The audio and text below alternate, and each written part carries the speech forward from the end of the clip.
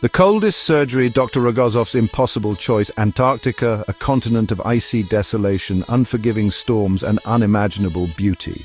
In 1961, a young Soviet doctor named Leonid Rogozov found himself stationed at Novolazarevskaya Station, a remote outpost in this frozen desert, thousands of miles from civilization with no hope of evacuation. Dr. Rogozov faced a medical emergency of unprecedented proportions. He had appendicitis. Appendicitis, the inflammation of the appendix, is a relatively common ailment, but in the unforgiving conditions of Antarctica, it became a dire threat. The appendix, a small finger-shaped pouch attached to the large intestine, can quickly become a ticking time bomb if infected.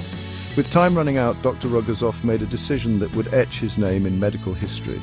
He would operate on himself.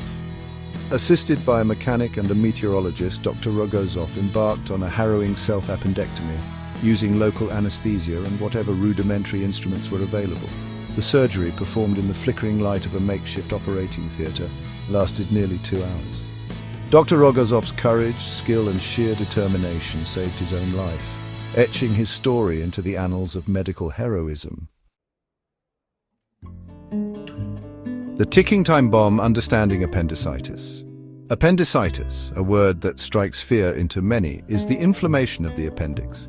This small finger-like projection located at the junction of the small and large intestines, while seemingly insignificant, can quickly become a serious health threat.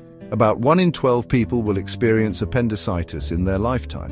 The most common symptom of appendicitis is a pain that begins near the belly button and then migrates to the lower right abdomen. This pain typically intensifies over several hours and is often accompanied by nausea, vomiting, loss of appetite, and fever. Unlike a regular stomachache, the pain of appendicitis is sharp and localized. While the exact causes of appendicitis are not fully understood, it is generally believed to be triggered by an obstruction of the appendix opening. This obstruction can be caused by a variety of factors, including fecaliths, hardened stool, foreign objects, tumors, or even swollen lymph nodes within the intestinal wall. The appendix, with its narrow structure and limited blood flow, is particularly vulnerable to infection. When the appendix is obstructed, bacteria that are normally present in the gut can multiply rapidly within the appendix, leading to inflammation, swelling, and the formation of pus.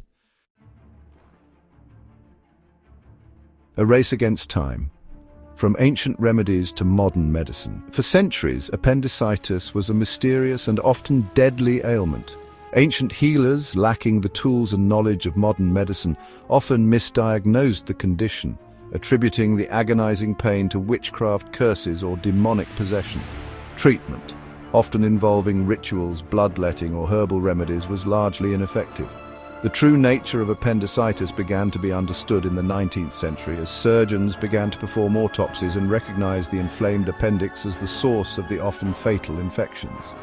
However, surgical intervention remained a risky proposition with high mortality rates due to infection and inadequate anesthesia. The 20th century witnessed a revolution in the treatment of appendicitis. Advances in anesthesia, surgical techniques, and antibiotics transformed appendectomy from a last-ditch effort into a routine, life-saving procedure. Today, appendectomy is most commonly performed using laparoscopy, a minimally invasive technique involving small incisions and specialized instruments.